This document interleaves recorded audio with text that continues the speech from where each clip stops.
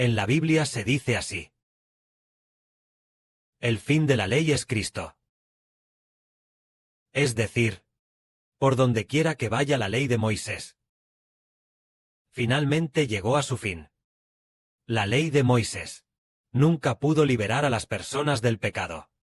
Después de ir y venir, los libros proféticos profetizaban continuamente, y se descubrió que resulta que el fin de la ley es Cristo. Dios iba a abolir el antiguo pacto y establecer un nuevo pacto. Las personas en el nuevo pacto solo así se librarían del pecado, tal como el libro del profeta Jeremías lo dice, tal como el profeta Jeremías. Dios le dijo esto a Jeremías: después de aquellos días, haré con la casa de Judá y con los israelitas un nuevo pacto. Este nuevo pacto no será como el pacto que hice con sus antepasados, aunque los saqué de la tierra de Egipto. Y establecí un pacto con ellos. Ellos aún así me invalidaron y me abandonaron. Aunque yo fui un esposo para ellos, ellos no me reconocieron. Pero después de aquellos días, el pacto que haré con los israelitas, con los judíos, será este: pondré mi ley en su mente y en su corazón, y ya no enseñará ninguno a su prójimo, diciendo: conoce a Jehová, porque todos ellos me conocerán. Es decir, la ley llegó a su fin. La ley, el antiguo pacto establecido por Dios, llegó a su fin, y se vio que todos abandonaron a Dios. Se estableció el antiguo pacto, pero aún así todos abandonaron a Dios. Por eso Dios profetizó diciendo que establecería un nuevo pacto. ¿Y qué pasará después de establecer el nuevo pacto? Nadie volverá a abandonar a Dios. Más adelante se profetizó sobre un profeta. Profetizó que habría uno llamado el que abre el camino, que es el profeta Isaías, y otros profetas profetizaron diciendo: preparad el camino de Jehová, enderezad las sendas para nuestro Dios. Es decir, habría uno que prepararía el camino para los judíos. Y después de que preparara el camino para la gente, sería para que la gente caminara en el camino de Jehová. Pero él preparó el camino, y preparar el camino significa llamar a la gente al arrepentimiento y a volverse a Cristo, quien es llamado el camino. Entonces, tal como hace un momento, el hermano Heber dijo: el fin de la ley es Cristo. El hombre no puede encontrar a Dios según la ley. Bajo el pacto de la ley, todos están atrapados por el pecado. ¿Cómo expiar el pecado? El pecado tampoco se puede quitar. En este momento, el fin de la ley es Cristo. Por eso, muchos que anhelaban ser redimidos siempre se preocupaban por las cosas concernientes al Mesías. Cuando el Mesías, el Cristo llamado Mesías, viniera, enseñaría a los israelitas cómo se establecería el nuevo pacto. Resulta que, ¿cómo se establece el nuevo pacto? Tal vez los judíos de aquel entonces, de aquel tiempo, aquella gente que amaba a Dios, probablemente no entendían cómo se establecía el nuevo pacto. Tal vez estaban pensando: en el tiempo de Moisés, el pacto se hacía con bueyes y ovejas. ¿Será que el Cristo Mesías? También con más bueyes y más ovejas para establecerlo. Más adelante descubrimos que el establecimiento del nuevo pacto fue mediante Cristo, llamado el Mesías, entregando su propia vida para establecer el nuevo pacto, para que el pueblo pudiera volverse y regresar a Dios. Y tras establecer el nuevo pacto, se descubrió que todo el pueblo que estaba en el pacto recibiría el Espíritu de Dios y del Señor. Así, ellos se convertirían en nuevas criaturas. Pero antes de establecer el pacto, antes de que viniera el mediador del pacto, apareció uno llamado Juan el Bautista. Este Juan el Bautista, profetizado en el Antiguo Testamento, decía que este Juan el Bautista era el que iba a venir, el Elías que había de venir. Entonces, ¿cómo actuaría este Elías? Se refiere a que Juan el Bautista tendría el espíritu de Elías. Incluso antes de que Juan el Bautista naciera, su padre, Lucas, registró acerca de los padres de Juan el Bautista. El padre de Juan el Bautista se llamaba Zacarías. Su madre, la madre de Juan el Bautista, se llamaba Elisabet. Elisabet era ya muy anciana y no había podido concebir. Habían estado orando rogando y anhelando a Jehová poder concebir un hijo. Luego, un día, el padre de Juan el Bautista, Zacarías, estaba en el templo, ofreciendo incienso a Dios.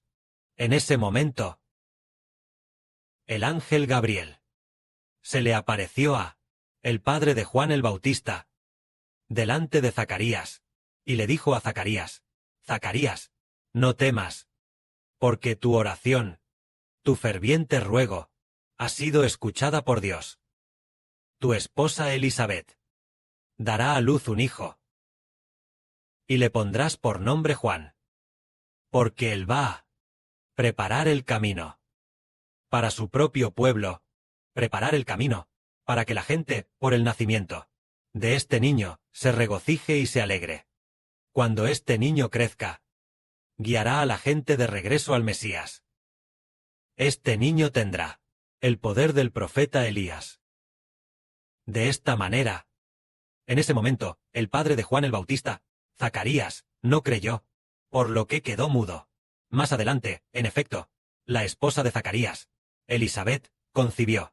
Después de concebir, Zacarías, que estaba mudo, comenzó a poder hablar, y ya no fue mudo. Zacarías, lleno del Espíritu Santo, profetizó sobre su hijo, este hijo llamado Juan, que prepararía el camino para el Señor Jesucristo, para que el pueblo de Dios pudiera volverse y regresar a Jesús, el Redentor, para que Dios tuviera misericordia de Israel.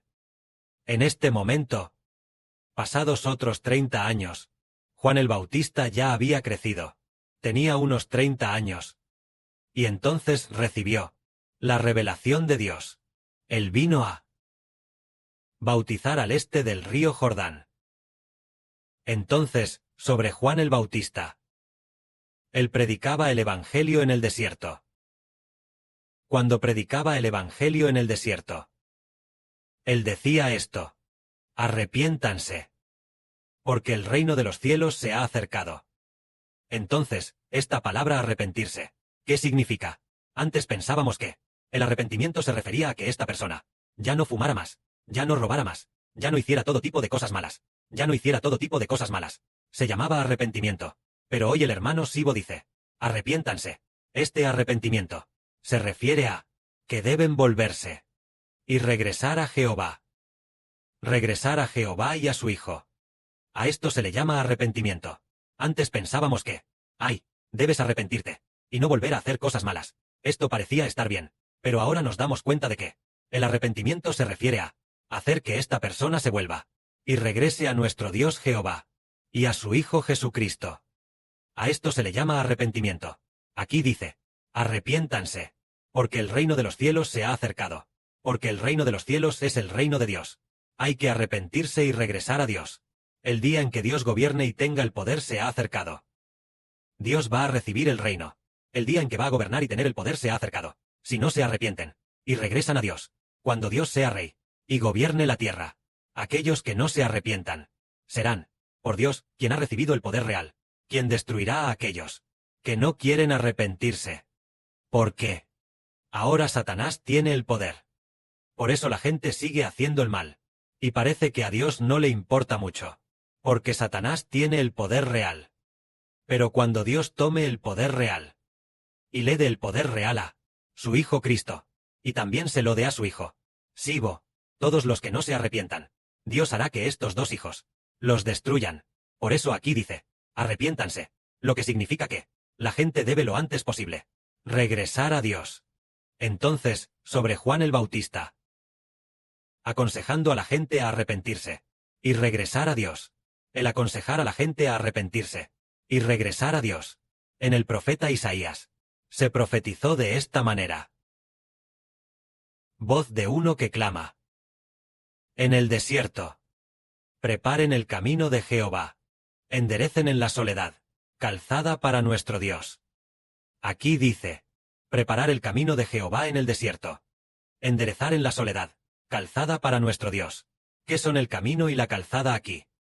El camino y la calzada son ambos Jesucristo. Jesús es el camino, la verdad y la vida. Entonces se refiere a que Juan el Bautista hace que la gente se arrepienta y regrese a Jesús. Regrese a Jesús, el Hijo de Jehová, para que la gente acepte al Redentor. Y acepte la profecía. El Mesías que ha de venir. Aceptar al Mesías. El Mesías podrá guiar a que caminemos en el camino de Jehová. Así que el arrepentimiento es hacer que la gente se vuelva a Jesús. Justo se cumplió la profecía. En la profecía del profeta Isaías que dice: una voz que clama diciendo: preparen en el desierto el camino de Jehová.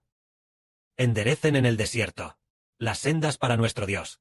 El desierto y la estepa aquí son este camino que nadie ha caminado. Este camino, el antiguo Moisés no lo caminó. El antiguo profeta Elías tampoco lo caminó. Este camino es el camino de creer en Jesucristo. Este camino es encontrar a Jesús, para encontrar el camino a Dios.